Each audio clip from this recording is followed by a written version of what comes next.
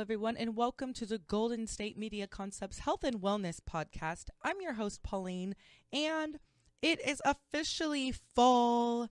It's October. Everybody is, well, depending on where you live, you may or may not be already preparing for the winter. I know in some places very, very cold. I know that people are wearing scarves and sweaters. Here in Sacramento, it's been kind of weird because it's cold in the morning. And when I say cold in the morning where I live, it's maybe in the 50s, like low 50s. And then it heats up to about 75-ish. And then it drops back down to like the 60s, high 50s again, and it repeats itself. We did have like a quick little kind of like a heat wave right at the beginning of the month, but now it's starting to seem like it's a little bit cooler. But honestly, I'm wearing a short sleeve shirt to the office today, to the studio, and I have a jacket in my car because I'm going to be going out to dinner later this evening. But it's really not all that bad. It's nice, but I do understand and I do know that the winter is coming. Shout out to Game of Thrones. But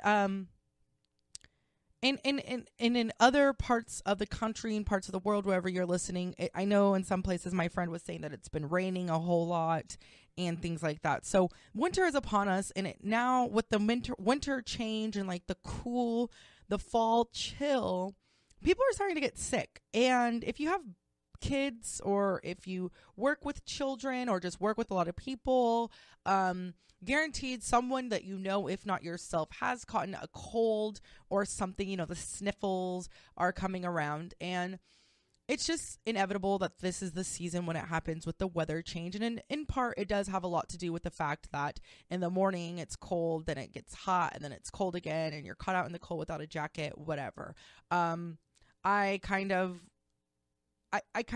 I've been stocking up and chewing on a lot of airborne, like those little airborne chewables throughout my day, drinking lots and lots of water to kind of help boost my immune system and things like that. And people, of course, take a lot more vitamins during this time. Vitamin C especially is a tried and true favorite when it comes to this time, and just trying to stay warm. But I did want to discuss some things to eat but there's things that you can eat during this time, and even before now, throughout the year, really, but especially during this time, that will help you boost your immune system. Now, people always say, like, drink a lot of orange juice or eat a lot of oranges, take a lot of vitamin C supplements, or even airborne, people, emergency, all that. And I'm not saying that those are bad things. Getting that extra supplement and that extra boost is good. But again, it's just a supplement. It's not supposed to replace the nutrition that we're putting into our bodies. And honestly, the stronger that your immune system is when it falls under attack, the better, because then you have more of a defense. And it's when you have a weak immune system due to poor nutrition, lack of sleep, your body just being exhausted really can take a toll. Like if you're stressed, or if you're going through a difficult time at work or within a relationship, those are all things that kind of make us more vulnerable to the season's changes and the colds and things that come along with it. So I did want to share some foods and some things that we can just add to our diets during this time to kind of help boost our immune system and how they impact us. And honestly, and the better you eat during that time, like even if you're starting to feel sick and things like that. And of course, you never want to do anything against what your doctor is saying. If your doctor has prescribed you medication or prescribed certain supplements and vitamins for you to add and to take, of course, always take those, and never not take something suggested to you or prescribed to you by your doctor by any means. But these are just some things that if you're generally healthy and you don't have any food restrictions for whatever reasons that you may have, then these are just some things to kind of add to your diet to help kind of ward off all the germs and things like that. Now, a big part on, I don't know if people really think about this, but a big part of our immune system has to do with our digestive system and our gastrointestinal intestines. And so we have to make sure that our body is like we're getting those movements and that waste and bacteria is being eliminated. And one way that we can make sure that we have a lot of good bacteria. Now, people always hear about bacteria and germs and they think that all bacteria is the same. Wrong. There are some good bacteria that we need to have within us to defend ourselves against the bad bacteria. Now, one good place to start, and you may have heard this, is prebiotics. Now, prebiotics actually are what the good bacteria needs to feed on, basically. So it's like fuel. And they're basically a digestible fiber. And now it's easy to kind of get, it's easier than you would think to get some of these prebiotics. Now there's prebiotics and there's probiotics. So some sources of prebiotics would be asparagus, garlic, Jerusalem artichokes. If you enjoy onions and leeks, beans contain prebiotics, quinoa, oats, potatoes, and yams. You can also find them in apples if you enjoy more of the fruits. There's apples, bananas, berries, citrus fruits. So things such as lemons and oranges. Kiwi is also another source, as well as flaxseed and chia seeds. So, and there are prebiotic supplements that you can take in addition if you're not able to incorporate natural forms of prebiotics. And another that you need in conjunction with the prebiotics is probiotic rich foods. And now probiotics is the actual bacteria itself. So the prebiotics feed the probiotics. Okay. So that's kind of like a simple way to think about it. And probiotics help us recover faster when we do get sick. It helps us defend against us getting sick, but it helps, probiotics will fight off those nasty things that cause us to be sick. Okay. So those bacteria that causes us to be sick. Now, good sources of probiotics, everybody kind of knows. It's more of a more common thing is in dairy. So yogurt, cheeses, kefir, if you enjoy that, you want active and live cultures. But if you're someone who's like me, who is trying to stay off of a lot of consuming a lot of dairy, then there's other sources. Fermented vegetables such as pickles, sauerkraut, kimchi. And so like my mom, she's half Korean, so we eat a lot of kimchi. So there's a lot of probiotics in that, as well as miso, soy sauce, wine, not soy sauce, wine, but soy sauce and wine. I realized how that sounded when it came out. Are another way to boost the amount of probiotics that you have. And again, there are probiotic supplements that you can take in addition if you are really concerned about making sure that you get those probiotics. But then there's other foods and things that you can consume that will help you not only feel better when you are sick, but will help defeat that bacteria again and get you back on your feet and get you ready to go. And one, honestly, chicken soup is not only just because it's warm and it makes you feel good, but it's full of electrolytes and other anti-inflammatory properties that will help those, help with those cold systems, help you feel just a little bit better. And especially if you're feeling kind of sore and weak and things like that, it will help. But again, you kind of want to go for the natural chicken soup. You don't want to really consume something out of the can. You'd want it when you bring like actual chicken to a broil and make the broth, add in some onions and some garlic. That's another way to get those prebiotics in there. Green tea helps with the production of B cell antibodies that can help with pathogens, defeating and killing off pathogens. Honey is another good source of antibacterial and antimicrobial properties, and it also helps like suppress your coughs, and it does taste sweet. It does. So if you want to mix that in with your green tea, that's one of my favorites. I really, really enjoy green tea. When I make a tea, and you can add green tea packets to this as well. That's always another option to kind of add some variety. But I love just putting on the stove a pot of water, and you slice in chunks, and you can do it as thin or as big as you would like, of a lemon with ginger, fresh ginger, and then you bring it to a boil, and then you let it simmer. And honestly, you want to let it simmer for a while, because you want it to be where if you were to touch the lemons with a spoon, and you just put it in there, skin and all, like you want the skin of the lemon, so you don't need to peel it or anything. You just want to slice the entire lemon up, and you could do it in lemon rounds, is fine. But when you touch lemon with a spoon or whatever it is, that it kind of falls apart, so it's really, really soft. And then I'll pour that in a cup while it's still warm, mix in some honey, so it kind of adds some sweetness to it, as well as getting all that antibacterial properties as well.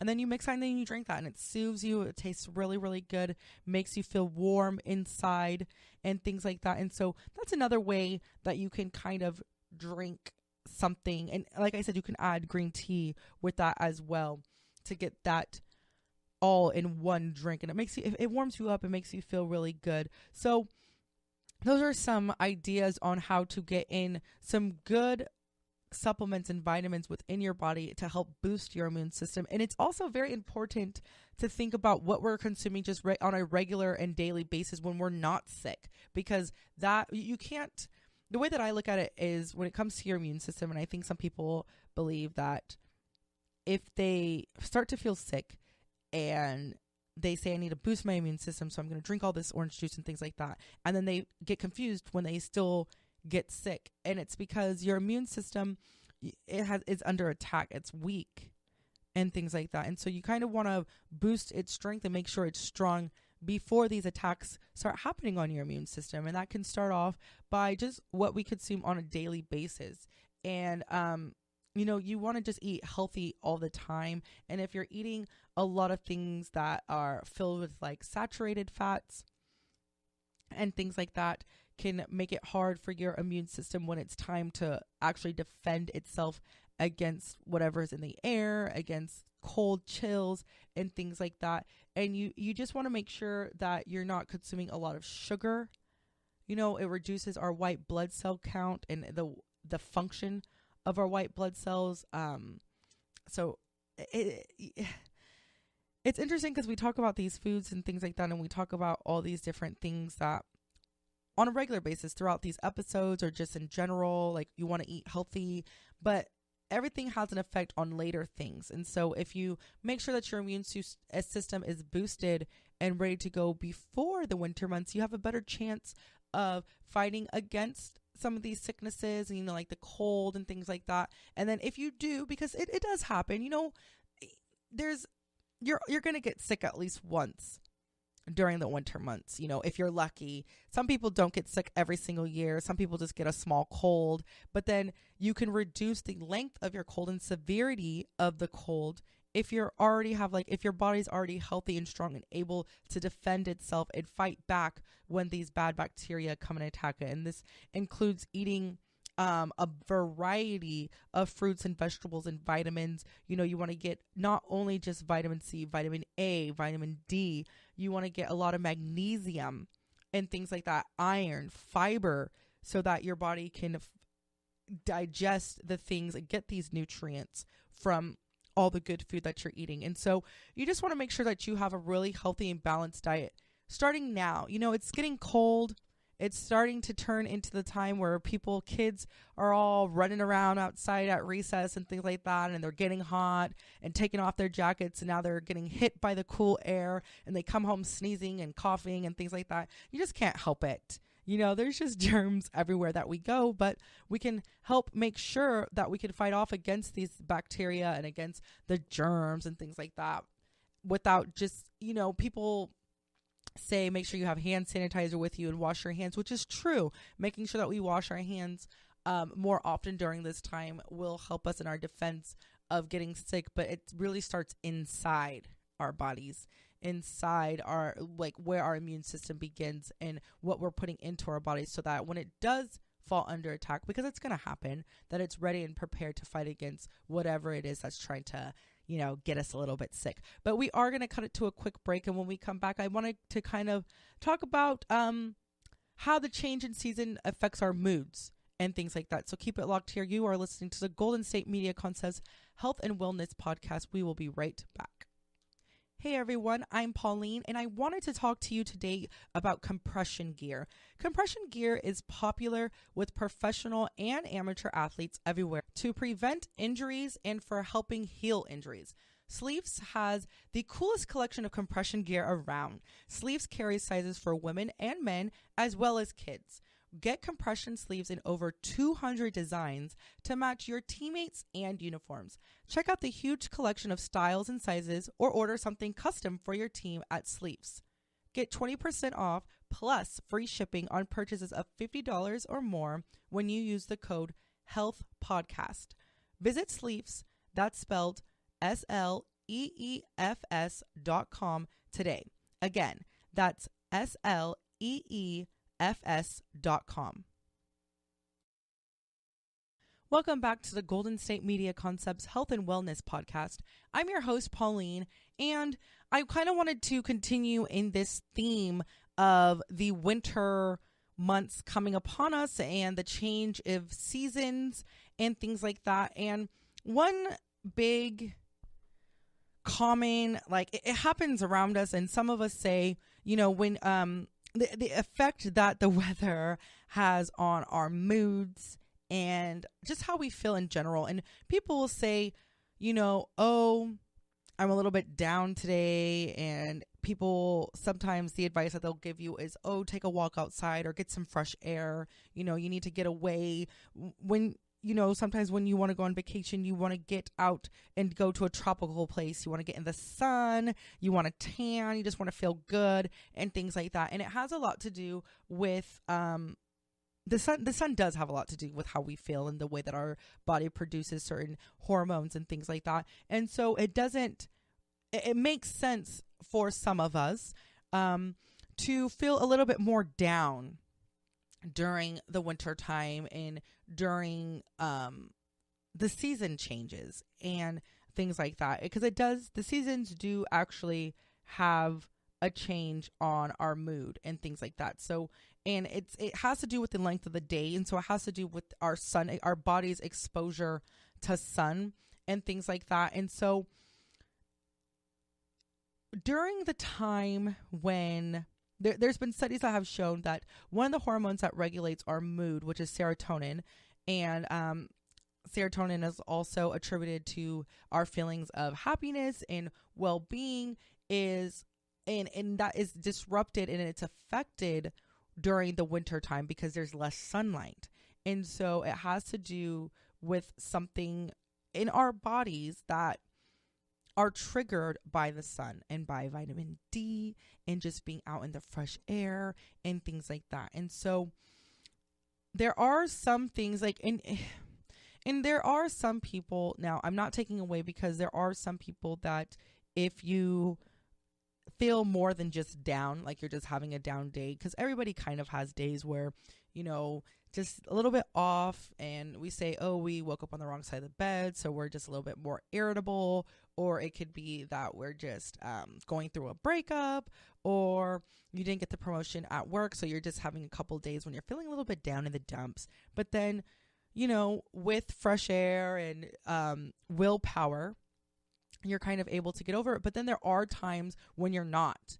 And when, no matter how much willpower that you have and how much you try, you're just feeling really, really down. And depending on your individual situation, I do believe in seeking help and talking to someone, whether it's a psychiatrist, whether it is your doctor, whether it's just a loved one. Sometimes you just got a lot on your mind. You need to get something off your chest, and that helps. No matter who it is that you think that you need to speak to, I think that's a very good idea. Whether you need to get medical help and to seek medical advice, that's fine. You know, and sometimes it is more than just the change in the seasons that affects us, and that's okay too. I firmly believe and strongly believe in asking for help and seeking help when it's more than, you know, people say, oh, it's just a mood, or, oh, it's just a phase, but sometimes it's not. sometimes it really is something more serious. So if you feel that you need to do that, then I highly recommend that. And I think that there's nothing wrong or weak about that. I think it's actually very strong to ask for help and to get the help that you need when others might not even notice that something is wrong. But there are some things that, like I said, are just affected by the fall and winter months and kind of put us in like a more down mood. And when again, so sometimes it could just be as simple as opening a window, like the blinds in a window, letting some fresh light in, letting the sunshine in, excuse me, as well as just going outside, getting a walk in, getting exercise in, helps to boost our moods and kind of helps us de-stress. And for a lot of people, you know, you hear people saying, oh, I need to go on a run because I need to distress. Well, it really does help some people to get active and to get moving and to go outside or go to the gym, you know, whatever you feel is more, you know, easy for you. Some people like running outside. Some people like running on a treadmill. I personally I would rather run on a treadmill than run outside because I'm always afraid of falling on my face. And this actually did happen to me. I was going outside for a run, and I think this happened when I was like in high school, and it was during the winter time, so it must have been like on Christmas break or something. And I had woken up early to go on a little jog, and I live in a cul-de-sac, and I live at the very end of the cul-de-sac. So I was running down the street of our cul-de-sac, and I made a turn. So I just turned the corner right out of our cul-de-sac, and I slipped on some like wet grass or something. Like, oh no, not wet grass, excuse me, frost on the sidewalk. I slipped on frost that was on the sidewalk, and I fell, and I banged my knee pretty good. So I had only been running for maybe maximum 3 minutes, and I don't even think that long. And so I immediately got up, and I was like, nope, not happening. So I walked myself back into the house. So some people don't like running outside. I hate running outside, so that's not really my thing. But whatever it is that you like, more power to you if you're an outside runner. If you're an inside jogger, what have you, or if you like to run on a track. Like, I don't mind running on a track or running on a court or something like that, but I'm not really one to run on sidewalks or outside in nature anymore. But also eating right now, and we kind of talked about this in the beginning of the episode when we were discussing ways to boost our immune system.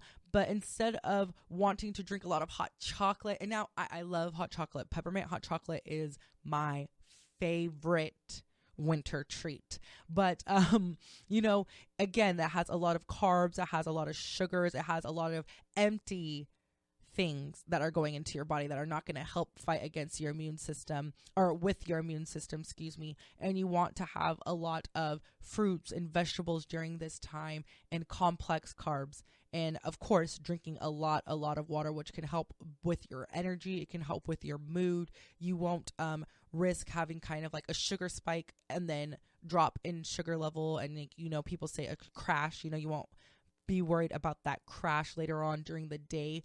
And also, another thing to kind of help you boost your mood a little bit during this time when you may feel a little bit down, because it's, especially when it's like raining and I haven't been outside. And I remember like when I was in college, like even when I would go to class and things like that, if it was raining all day, and like, you know, when you wake up and it's just dark outside already because it's just so gloomy and like rainy and things like that, and the sun is supposed to be out but it's not, and it's just like, ugh, I just don't want to go outside but I have to. And then you know, just there's a lot of things. But making sure to make time with your friends and having that time of just, if you're a girl, then having girl time. If you're a guy, I don't know, if you guys play video games and stuff, you know, NBA Live and things like that, then you can have some time, just some, whether it's to go eat, whether it's just to go watch a movie, whether it's to go on a walk, or whatever it is, just making time for your friends so you're not really too excluded and feeling too lonely and things like that. And it's to add some sense of belonging. It's to add some sense of, you know, purpose and enjoyment, and just, you know, laughing can help with a lot of stress and things like that. And especially with your mood, it can definitely boost your mood if you discuss with your friends some mishaps that have happened throughout the day and get a good laugh in. And so there are some people, again, like I said, there's between 4 to 6% of people have severe symptoms, and there's actually a name for it. It's called seasonal affective disorder, or SAD for short, where the shift in the seasons truly has a dramatic effect on their mood and things like that. And so, and these symptoms are very severe, and no matter what you do to try to boost your mood, no matter what it is, you just kind of fall into this deep slump. And so, again, there is times when you do need to talk to someone, a professional, a medical professional, about it. And that's fine too, because like I said, there's an actual name, like it's a thing. It's not just you. It's not because, something's wrong with you and like you're the only person that feels this way. And why is it you that feels this way and not somebody else? Because, that happens to me even sometimes. I look around and I'm like, why does everybody seem so happy today? Why am I so down? But it really could be something that you can get help for. And there's, seasonal affective disorder. There's a name for it. There's other people that deal with this and have to get help and get proactive and get ways to help them in their own unique way to deal with this situation. So, as the months are changing, the nights are getting longer, the days are shorter, it's cold outside. So I just want to make sure that everybody knows to stay warm, of course, and to eat healthy, and to, consider foods that have a lot of prebiotics and probiotics, as well as a lot of good vitamins and supplements to make sure that their immune systems are getting really strong, as well as to remember that during this time, and it may not even be you, maybe the season changes don't really affect your moods at all. Maybe you don't even really notice it, but maybe a loved one around you does, and it does affect them. And to just be kind of like aware of that, and just to know that it really does have to do with the seasons. And, during the holidays, everybody's kind of stressed out. So some of those tips as far as like eating well, making sure to make time for yourself and time to socialize with others, as well as try to stay active. I fall into this kind of a slump, especially during the winter season, of getting so comfortable, and I just want to eat everything in sight. I want to eat like lots of sweets. There's a lot of baking going on during this time. And I think I'm going to do an episode in the future in regards to how to enjoy the winter holiday season and the family time and all the food and baking and all the excitement, but still staying on track and still staying healthy and making healthy options and decisions. I think I'm going to do an episode on that as those months and that time approaches. But that's actually going to do it for this episode of the podcast. You have been listening to the Golden State Media Concepts Health and Wellness Podcast. You can find this episode as well as any future or previous episodes on our network website. That's GSMCpodcast.com, as well as on iTunes, Google Play, SoundCloud, and Stitcher. I'm your host, Pauline, and I will talk to you guys next time.